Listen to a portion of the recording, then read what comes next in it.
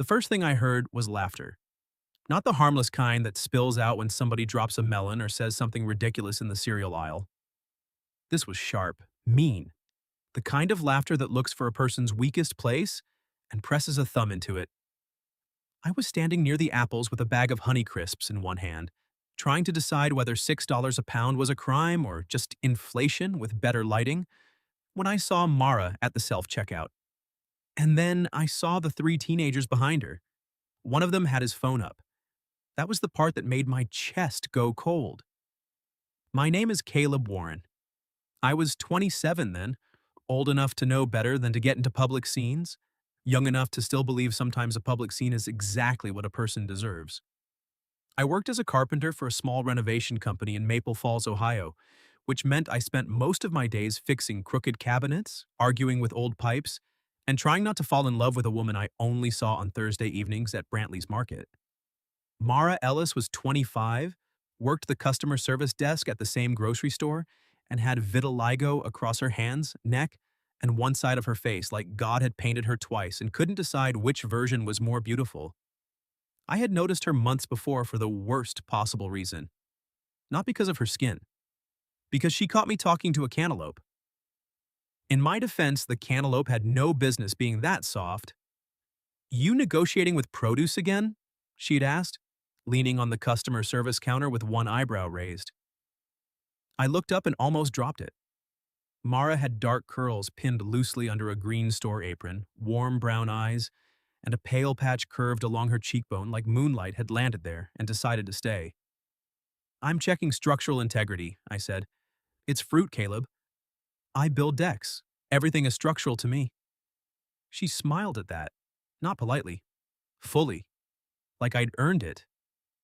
After that, Thursday grocery trips became less about groceries and more about whether Mara was working. I learned she liked black coffee, hated scented candles that smelled like desserts, kept peppermint gum in her apron pocket, and could make an old man stop complaining about expired coupons with nothing but patience and one deadly sentence. "Mr. Duffy, we both know you enjoy arguing with me." She was funny, sharp, gentle when it mattered. The kind of woman who remembered that my mother liked the low-sodium chicken broth after her heart scare and would point at aisle 4 before I even asked. And I was hopeless, not in a dramatic way. I wasn't writing poems or staring at the moon. I was just a grown man buying bananas twice a week because I hadn't figured out how to ask the most beautiful woman in town to have dinner with me. That Thursday, I had almost done it. Almost. I'd walked in wearing a clean shirt, which for me meant no sawdust and only one questionable stain near the cuff. Mara was arranging returns in a cart by the front doors. When she saw me, she tilted her head. "Well, look at you," she said. "No work boots tracking drywall dust through my store." Should I be worried? Maybe I'm evolving. Into what? A responsible adult. She looked me up and down slowly, and I swear the fluorescent lights got warmer. "Let's not get ahead of ourselves," she said. I laughed, but my courage did something strange then. It stepped forward before I could grab it. "I was thinking," I said, "if responsible adulthood continues, maybe I could take you to dinner sometime." Mara's hand paused on a box of cereal. For one second, her face did not give me anything. Then her mouth curved, but not quite into a smile. "Dinner?" she asked. "Unless you have a strict policy against eating with men who inspect cantaloupe professionally." "That depends," she said, eyes flicking to mine. "Would this be a dinner where you explain wood grain to me for 45 minutes? I could keep it to 30. Generous. 20 if you wear that look again." "What look?" "The one where you pretend you're not amused." Her cheeks warmed. I noticed because one of the pale patches near her jaw made the blush look like sunrise under snow. Then the automatic doors opened. A customer called her name. And the moment snapped. "I get off at 7, she said quickly, almost too quietly. My heart did an embarrassing little jump. "Is that a yes?" "It's a maybe," she said, walking backward toward the service desk. "But it's a good maybe." "A good maybe?" I carried those 3 words through the store like a man entrusted with national treasure.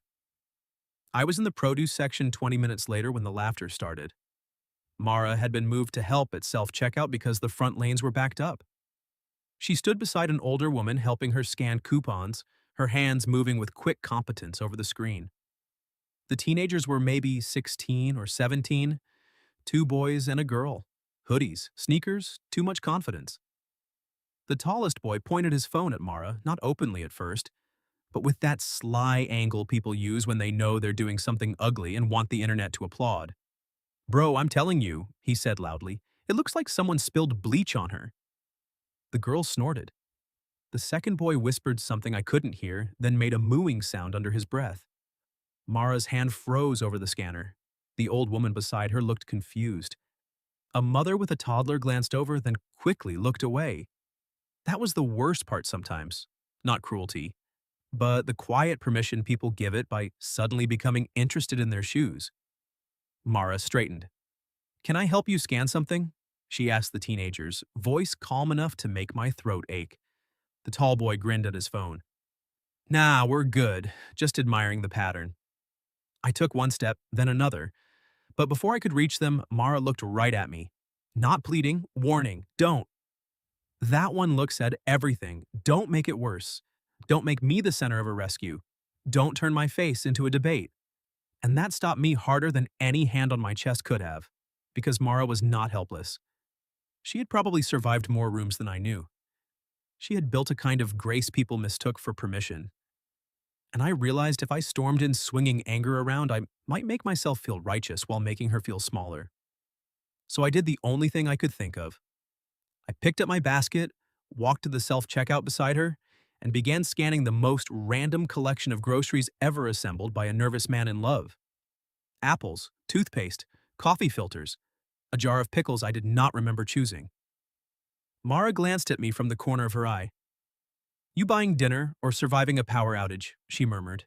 "Depends how the pickles behave." Her mouth twitched. That tiny, almost smile felt like being handed a match in the dark. The teenagers kept laughing. "Yo, get her in the background," the girl said. "People are gonna lose it." Something in Mara's face changed then. Not big, not theatrical, but her shoulders drew in half an inch, like the whole store had gotten colder. I scanned the coffee filters twice by accident. "Unexpected item in bagging area," the machine barked. Mara reached across me to fix it, her hand brushing mine. For one small second, our fingers touched. It should not have mattered. It was nothing. Bare skin against bare skin, warm and brief. But I felt the tremble in her hand before she pulled away, and when I looked at her, the brave mask slipped just enough for me to see the woman underneath it. Tired, embarrassed, angry, beautiful. "Caleb," she whispered, "please don't." I leaned closer, keeping my voice low. "I'm not going to humiliate you." Her eyes searched mine. "No speeches? No speeches. No fighting teenage boys in aisle 2? I'd lose. My knees are older than my birth certificate." A laugh escaped her before she could stop it. Soft, shaky, real. Then the tall boy said, louder, "Hey, Patchwork, you got a filter for that?" The store went quiet. Even the self-checkout machine seemed to pause. Mara closed her eyes, and I knew, with the clearest certainty I had ever felt, that if I walked away with my apples and my good maybe, I would hate myself every Thursday for the rest of my life. So I turned, not to the teenagers first, but to Mara. "Do you trust me?" I asked. Her lips parted. "Caleb." "Not to rescue you," I said. "To stand with you." That landed differently. Her eyes shone, but her chin lifted. Then, slowly, she nodded. I set my basket down, walked past the teenagers, and went straight to the customer service counter where the store microphone sat, beside the returns bin. Mara's manager, a tired woman named Janice, looked up at me like I had lost my mind. Maybe I had. I picked up the microphone. The speaker crackled through every aisle in Brantley's market. And when Mara saw what I was about to do, her hand flew to her mouth. There are moments in a man's life when he becomes painfully aware that he has no plan. This was one of mine. The microphone was in my hand. The whole grocery store was listening. Janice, the manager, looked ready to tackle me into a display of reusable bags. Mara stood frozen by self-checkout, cheeks flushed, eyes wide. And the teenagers were still laughing. I pressed the button. "Attention Brantley's shoppers," I said. my voice booming over the speakers and coming back to me from every aisle. "This is Caleb Warren. I'm not an employee. That will probably become obvious in about 5 seconds." A few heads turned. Someone near the bakery giggled. Janice mouthed, "What are you doing?" I mouthed back, "Sorry." Then I looked at Mara. She was shaking her head, but not in anger. More like she couldn't believe I was real standing there with a store microphone and absolutely no professional qualifications. I took a breath. "I need to make an announcement," I said. "There is a woman working self-checkout tonight named Mara Ellis." The teenagers went still. Mara's eyes filled instantly. I almost stopped. I almost set the microphone down and apologized. But then her hand lowered from her mouth and she gave me one tiny nod. "Stand with me." So I did. "Mara knows where everything is in this store," I continued. "She knows Mr. Duffy pretends his coupons aren't expired. She knows my mother needs low-sodium broth. She knows the bakery puts the good cinnamon rolls out around 6:30. Someone in aisle 3 called, "That's true!" A soft wave of laughter moved through the store. Mara once helped a little boy find his lost stuffed dinosaur and treated it like a missing person investigation. She once stayed 20 minutes after her shift because Mrs. Alvarez couldn't read the small print on a medicine label. And last month, when I bought a cantaloupe that could have been used as a weapon, she stopped me from making a terrible life choice. More laughter, warmer now. Mara covered her face with both hands, but I could see her shoulders shaking. I hoped she was laughing. I prayed she was laughing. "And yes," I said, quieter, though the speakers carried every word, "Mara has vitiligo, which means parts of her skin lost pigment. That's it. That's the whole thing. It doesn't make her a joke. It doesn't make her a video. It doesn't make her less beautiful." The store went completely silent. My heart was pounding so hard I could feel it in my teeth. I looked straight at the teenagers then. "It makes anybody who mocks her look small." The tall boy lowered his phone.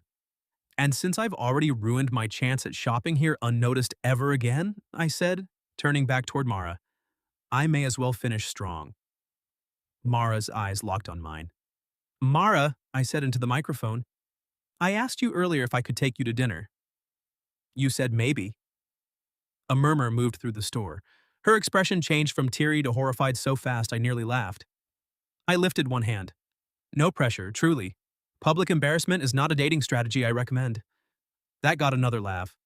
"But I want you to know my answer to your maybe is this. I would be honored. Not because I feel sorry for you, not because I want to prove a point. Because you make me buy produce I don't need just to hear you insult my judgment. Because when you smile, I forget what I came in for. Because I like who I am when I'm talking to you." The tears spilled over then. Not just hers. Mrs. Alvarez near the pharmacy was wiping her eyes with a receipt. Janice had stopped looking murderous and started dabbing at her face with a napkin from the coffee station. I swallowed hard. "So, shoppers, please continue buying your groceries. Teenagers, please delete the video. And Mara?" My voice cracked like a cheap board under too much weight. "Your maybe is safe with me. Take all the time you need." I set the microphone down. For 1 second, no one moved. Then someone clapped. It was the old woman at self-checkout. Then Mr. Duffy from aisle 4. Then a cashier. Then half the store until Brantley's Market. Sounded less like a grocery store and more like the end of a small-town concert. The teenagers looked like they wanted the floor to open. The girl mumbled, "Sorry," so quietly it almost disappeared, but Mara heard it. She nodded once, not offering comfort she didn't owe.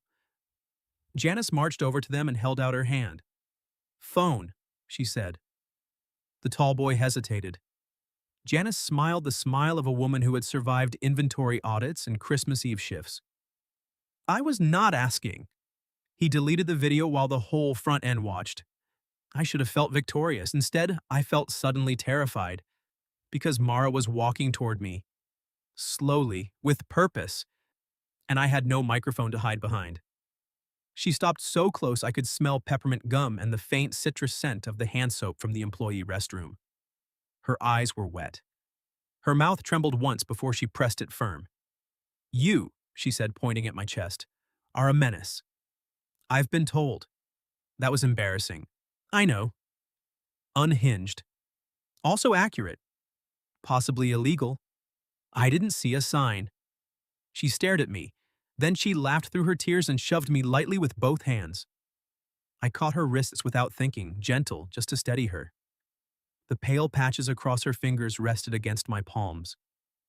She looked down at our hands, then back up at me. The entire store seemed to fade. I didn't need a hero, she whispered. I know. Her voice softened.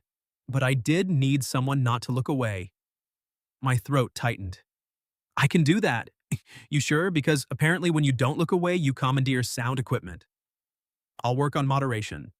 No, you won't. No, I admitted. Probably not. Her thumbs shifted against my palms, not pulling away. Choosing to stay. Then Mara did something that changed the shape of my whole life. She stepped closer. Not much. Just enough that our joined hands were caught between us, just enough that I could see the gold flecks in her brown eyes. 7:30, she said. I blinked. What? Dinner. I get off at 7. I'll need half an hour to stop crying and fix my face.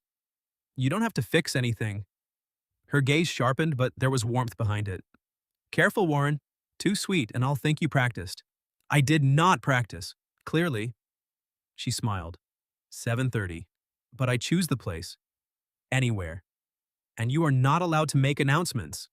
Not even if the soup is excellent. Especially not then. I wanted to kiss her. The thought hit me so hard I nearly forgot where we were.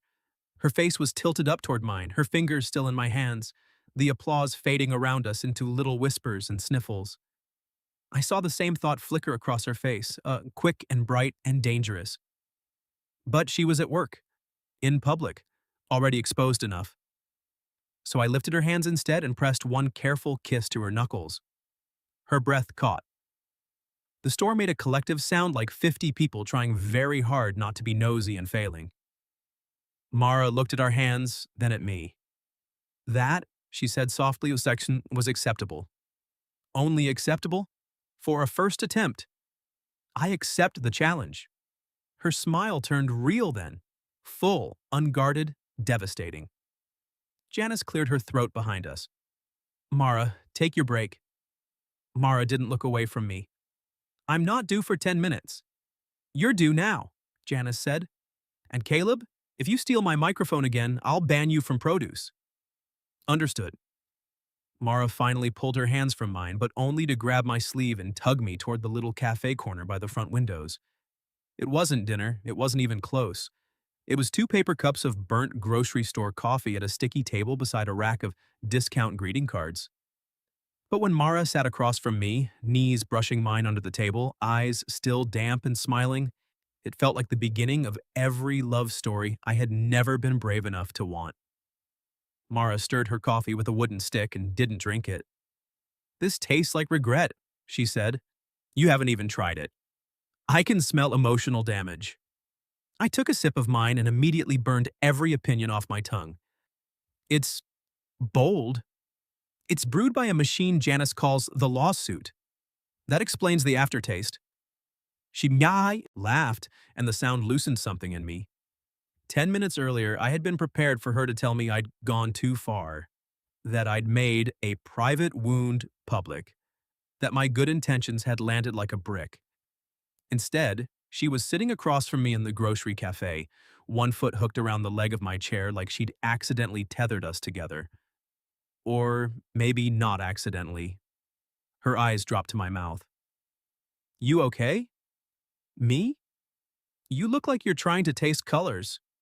My tongue may never forgive me. Good. Consequences build character.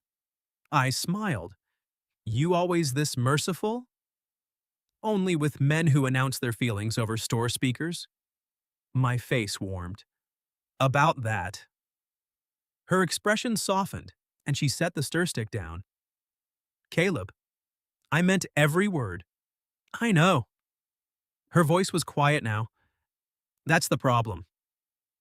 I went still. Outside the front windows, evening had turned the parking lot gold. Cars rolled past. A man wrestled a cart with one bad wheel. Life kept moving around us, ordinary and unaware that I was sitting 3 feet from the woman who could wreck me with one sentence. Mara wrapped both hands around her paper cup.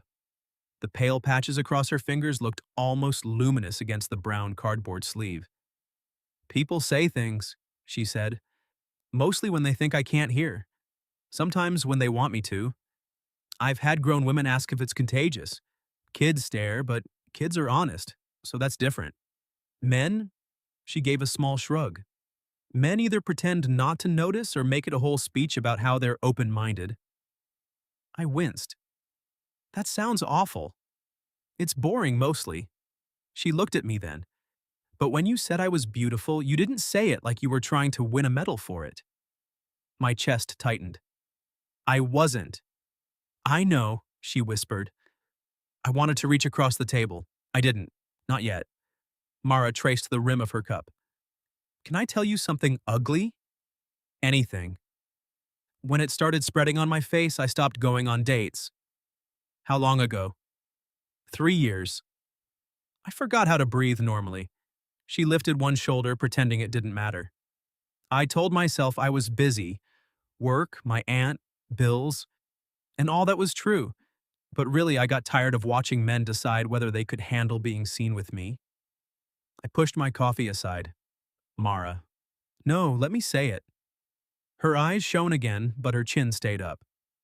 Today, when those kids laughed, I hated that my first thought wasn't even anger. It was, of course. Like some part of me expected the world to remind me. I couldn't sit there anymore. Slowly, giving her every chance to pull back, I reached across the small table and offered my hand. She looked at it for a moment. Then she placed her hand in mine. Her skin was warm. Her fingers curled around mine, careful at first, then sure. I don't want to be handled, she said.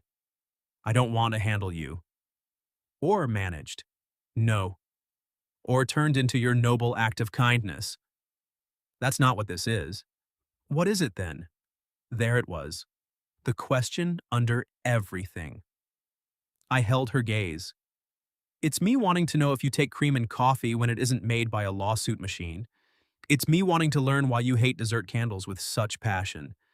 It's me wondering what you look like on a Sunday morning when nobody needs anything from you. My voice lowered. It's me wanting you, Mara. Not an idea. Not a cause. You. Her fingers tightened around mine.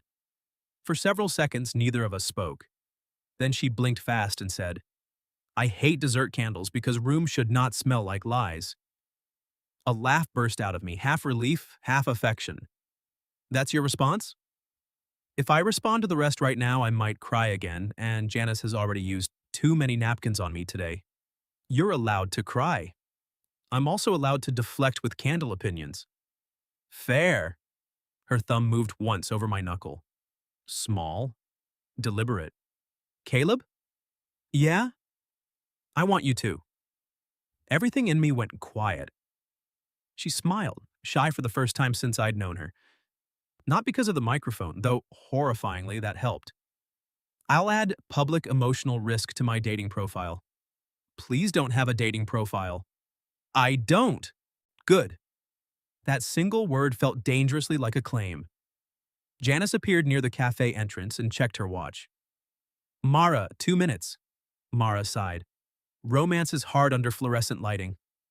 I was doing pretty well. You were, she admitted, standing. I stood too. We were close again, closer than before, between the little table and the greeting cards that said things like, Best Grandpa Ever in Glitter. She glanced toward the registers, then back at me. 7:30, there's a little Italian place on Birch Street. Bellafiore. I know it. Don't be late. I'll be early. Don't be too early, that's suspicious. What's the acceptable amount of early? 7 minutes. Very specific. I have standards. I like that about you. Her smile faltered into something tender. Then, before I could overthink it, she rose on her toes and kissed my cheek. It was quick. Soft. A brush of warmth near the corner of my mouth. But when she stepped back, her confidence wavered just enough that I understood what it had cost her. Not the kiss, the choosing. I'll see you tonight, she said. I touched the spot on my cheek like an idiot. Yeah. She tilted her head. You okay? No, I think I've been mortally kissed. There's no cure. I accept my fate. She laughed and walked back to work, but at the edge of the cafe, she turned around and smiled at me like she knew exactly what she'd done. I spent the next 2 hours in a state that could only be described as useless. I went home, showered, changed shirts 3 times, then called my sister Naomi because she had known me since I ate glue in kindergarten and could be trusted with emergencies. I have a date, I said when she answered. With a human woman? Why is that your first question? Because last month you said your table saw had a personality. This is serious. She went quiet just long enough to scare me. Is it the grocery store woman? I frowned at the mirror. How do you know about Mara? Caleb, you once described her laugh as sunlight with opinions. I'm not a detective. I said that out loud? Unfortunately. By 7:23, I was parked outside Bellafiore, gripping the steering wheel and reminding myself not to be weird. At 7:30 exactly, Mara walked up the sidewalk in a navy dress and a denim jacket, curls loose around her shoulders. My heart forgot every safety code I'd ever learned. She saw me through the windshield and pointed at her watch. I got out fast. I was 7 minutes early. Good. Trainable. You look. I stopped because beautiful felt too small and anything larger felt likely to make me sound like a greeting card. Her smile turned nervous. I look what? I stepped closer, lowering my voice so only she could hear. Like I'm very lucky. The nervousness melted. Mara reached for my hand first. Come on, Caleb, she said. Let's see if you can survive dinner without a microphone. I laced my fingers through hers. No promises, I said. But when she laughed and squeezed my hand, I knew I would have promised her anything. Bellafiore was the kind of restaurant with candles on the tables and menus that used words like reduction. I immediately felt underqualified. Mara noticed. You're making the face, she said as the hostess led us to a corner booth. What face? The one men make when pasta costs more than plywood. I respect pasta. I just didn't know it had financing options. She laughed and slid into the booth. Relax, their portions are huge. Also, I have a coupon. You brought a coupon on our first date? I work in a grocery store. Coupons are my love language. I sat across from her. Then I intend to become fluent. Her eyes softened over the top of the menu. For a second, the clatter of silverware and low murmur of other tables blurred into the background. She had changed out of her green apron, but she still looked like Mara. Warm, alert, a little guarded, as if some part of her was waiting for the world to misbehave. I wanted to be gentle with that part. I also wanted to make her laugh until she forgot it existed. So when the waiter came by and asked if we wanted wine, I looked at Mara and said, I should warn you, one glass and I start explaining load-bearing walls. She folded her hands. Bring the wine. The waiter grinned. Red or white? Whatever pairs with carpentry trauma, she said. By the time our food came, I knew Mara's aunt had raised her after her mother died. I knew she had once wanted to become a nurse until medical bills and life rearranged the dream. I knew she loved old jazz records, hated being called brave by strangers, and had a scar on her knee from falling out of a cherry tree when she was 9. What were you doing in a cherry tree? I asked. Stealing cherries. Criminal history, good to know. I was an ambitious child. You still are.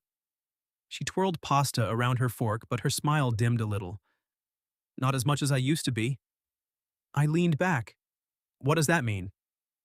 For once, she didn't deflect. It means I got practical. She looked down at her plate. You do that when you're responsible for someone else. My aunt's arthritis got bad. Bills piled up. Dreams started feeling decorative. Dreams aren't decorative. No. No, they're structural. She raised an eyebrow. There it is. I warned you. Her mouth curved, but her eyes stayed serious. What about you? You always want to be a carpenter? I shrugged. My dad taught me. He was better than me. Was? He died when I was 20. I hadn't meant to say it so plainly, but there it was between the bread basket and the candle. Job site accident. Mara's face changed. Not pity. Attention. I'm sorry, she said. Me too. I took a breath. After that, I kept working because it was the only place I could still hear him. Hammer sounds, sawdust, him yelling at me to measure twice because I was apparently born reckless. Apparently. I stole a grocery store microphone today. Fair point. Her hand crossed the table and found mine. It was so natural that neither of us made a show of it. Her fingers slid between mine beside the candle, and something in my chest unknotted. I think he'd be proud of you, she said. I looked at our hands instead of her face because my throat had gone tight. He'd tell me my speech needed editing. It did. Wow. But he'd be proud. I laughed softly, then brushed my thumb over the back of her hand. What would your mom say about you going to dinner with a produce critic? Mara's smile trembled. She'd ask if you were kind, she said. Then she'd pretend not to watch us from the kitchen. And what would you tell her?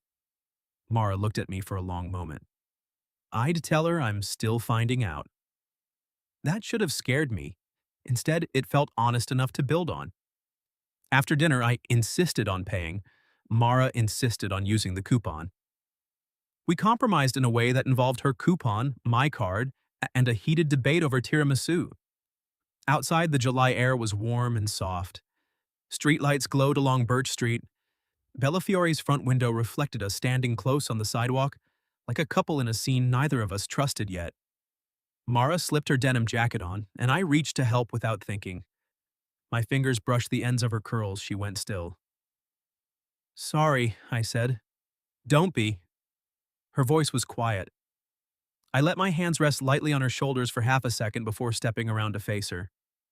We were under the restaurant awning, close enough that I could see the tiny fleck of sauce at the corner of her mouth. I smiled. What? She asked. You have evidence. Where? I touched my own mouth to show her. She wiped the wrong side. Nope. Here? Still no. She narrowed her eyes. Are you using marinara as a flirting technique? I would never exploit pasta. Liar. I reached slowly, giving her time to move away, and brushed the sauce from the corner of her lips with my thumb. Her breath caught. My hand lingered by her cheek. Not on the vitiligo, not avoiding it either. Just her face, warm beneath the night air, her eyes searching mine like she was trying to decide whether to trust the softness. I want to kiss you, I said. The words came out rough. Mara's gaze dropped to my mouth. You ask? Always. Her expression shifted, tender and teasing all at once. What if I said I wanted to kiss you first? I'd try to survive. She stepped closer, rose on her toes, and pressed her mouth to mine. It was gentle at first, a question. Then my hand slid to her waist, hers curled around the front of my shirt, and the kiss deepened into an answer. No applause, no microphone, no store full of witnesses.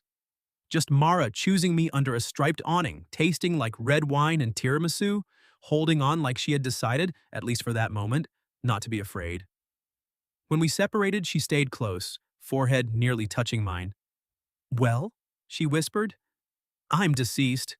She laughed against my chin. Dramatic. You kissed me in public. I may need medical attention. Her fingers relaxed against my shirt, but she didn't let go. I was scared too. I know. I'm still scared. I know that too.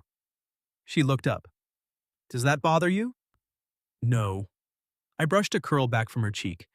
It makes me want to go slow enough that you never have to run to keep up. Her eyes filled, but this time she blinked the tears away with a smile. That was dangerously good. I have rare moments. Don't get cocky. Too late. We walked down Birch Street hand in hand. We didn't talk for a while. We didn't need to. Her thumb kept moving over mine, a small rhythm that felt like trust, learning how to breathe. Near the corner, her phone buzzed. She glanced at it, and her smile faded. I stopped. What is it? She turned the screen toward me.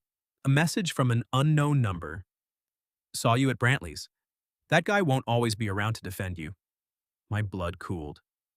Mara stared at the words, then locked the phone and slid it into her pocket. Probably one of those kids, she said, but her voice had gone flat. I can walk you home. She gave me a look. I lifted both hands. Not as a hero. as a man who would like 10 more minutes with you and can also identify suspicious shrubbery. Despite herself, she smiled. Fine, she said, but if you fight a bush, I'm leaving. Reasonable. We started walking again, slower now. The message hung between us, but I refused to let it take the whole night. Mara seemed to decide the same thing because 2 blocks later she leaned her shoulder into my arm. Caleb. Yeah? I'm glad you're here. I looked down at her. Me too. No announcement required. Growth. She squeezed my hand. At her apartment steps, she turned to me beneath the porch light. The pale patches on her face glowed softly, and I thought again that beautiful was too small a word. She touched my jaw. Come in for tea? My heart kicked. Tea? Just tea, she said, though her smile warmed. And maybe one more kiss, if you behave. I stepped closer. I can be very well behaved. She opened the door, looking back at me with a challenge in her eyes. Let's find out. Mara's apartment smelled like mint tea, lemon soap, and old books. It was small, warm, and unmistakably hers. Jazz records stacked beside a thrifted blue armchair. A quilt folded over the sofa. A windowsill crowded with herbs that looked healthier than any plant I had ever owned. You can stop looking terrified, she said, locking the door behind us. I'm not terrified. You're standing like you're about to meet a firing squad. I'm deciding where a respectful man stands during tea. Mara hung her jacket on a hook. A respectful man can sit on the sofa. And a very well-behaved man? She turned, eyes bright. He can sit close enough that I don't have to throw a pillow at him. I sat. She made tea in the kitchen, and I watched her move through the little space like she belonged to every inch of it. The threatening message still sat in the back of my mind, cold and ugly, but Mara was humming under her breath, and I made a choice right there not to let cruelty have the loudest voice in her home. When she came back, she handed me a mug that said, "Don't rush me." Is this a warning? I asked. It's a philosophy. I'll respect it. She sat beside me close enough that our knees touched. Will you? The question was softer than the joke. I set my mug on the coffee table. Yes. Mara studied me in the lamplight. Without the store lights, without the restaurant noise, she looked less guarded. Still brave, but tired of needing to be. I need to say something, she whispered. If this goes anywhere, there will be days I believe you and days I don't. About what? About wanting me. Her fingers tightened around her mug. About not being embarrassed. About not waking up one morning and deciding this is too much work. I wanted to rush in with promises, but her mug had already warned me. So I took my time. I can't fix 3 years of hurt in one night, I said. And I'm not going to pretend one speech and one dinner make me worthy of all your trust. Her eyes glistened. But I can show up tomorrow, I continued. And the day after. I can learn the days you need reassurance and the days you need jokes. I can stand beside you without turning you into a project. And when I tell you I want you, I'll mean all of you. Mara's lips parted. Then she set her tea down, moved closer, and climbed carefully into my lap. My whole body forgot how furniture worked. Still behaving, she murmured, trying very hard. She smiled, then framed my face with both hands. Good. Keep trying. This kiss was different. At the restaurant, she had asked a question. Here, in the quiet of her living room, she gave an answer. Her mouth moved over mine slowly, confidently, and when my arms wrapped around her waist, she relaxed like something inside her had finally put down a heavy bag. We kissed until the tea went cold. We kissed until the fear in the room became smaller than the space between our breaths. When she rested her forehead against mine, she whispered, I don't want you to leave yet. I won't. Just hold me. I pulled the quilt around us and held her on that blue sofa while a trumpet played softly from an old record player. Her cheek rested over my heart. My hand traced slow circles over her back. No announcement could have mattered more than that silence. The next morning, Mara reported the message to Janice, who called the teenager's parents and the school. It turned out the number belonged to one of the boys. His mother brought him to Brantley's in person, pale with embarrassment, and he apologized without a phone in his hand. Mara accepted the apology. She did not comfort him. I loved that about her before I admitted I loved anything. We kept dating. Carefully at first. Thursday groceries became Friday dinners, Sunday walks, lazy breakfasts where Mara stole my toast and claimed it was relationship tags. She met my sister Naomi, who hugged her too long and later told me, "Do not mess this up, or I'll change the locks on your life." Mara adored her. My mother adored Mara more. One afternoon, Mara came to one of my job sites with iced coffee. I was installing porch railings, sweaty and covered in sawdust, and she stood there in a yellow sundress, looking at me like I was something worth waiting for. "You're staring," I said. "I'm admiring structural integrity." I climbed down the steps, laughing. That's my line. I've evolved. When I kissed her in front of my crew, she didn't flinch. She kissed me back, one hand on my chest, bold and smiling. Afterward, she looked surprised by herself, then proud. That was the part that nearly undid me. By the following spring, Mara enrolled in evening classes for medical assisting. She said it was not nursing school yet, only a step. I told her steps were structural too. She rolled her eyes, but she kept the application confirmation pinned to her fridge. A year after that night in the grocery store, I took her back to Brantley's after closing. Janice let us in because she had a soft spot buried under 17 layers of sarcasm. The lights were dim, the aisles were quiet. The customer service microphone sat on the counter like a dare. Mara saw it and pointed at me. "Don't even think about it." I wasn't. You absolutely were. I pulled a small box from my jacket pocket. Her face changed. No laughter, no teasing, just her hands flying to her mouth the same way they had the first night when I stood under those speakers and chose her in front of everyone. "Mara Ellis," I said, my voice shaking worse than it had over the microphone. "You once said your maybe was a good maybe. It became the best yes of my life." Tears spilled down her cheeks. "I love your courage," I said. "I love your stubbornness. I love your terrible coffee opinions and your coupon strategies. I love the way you are gentle without letting the world mistake it for weakness. I love all of you." She was already nodding.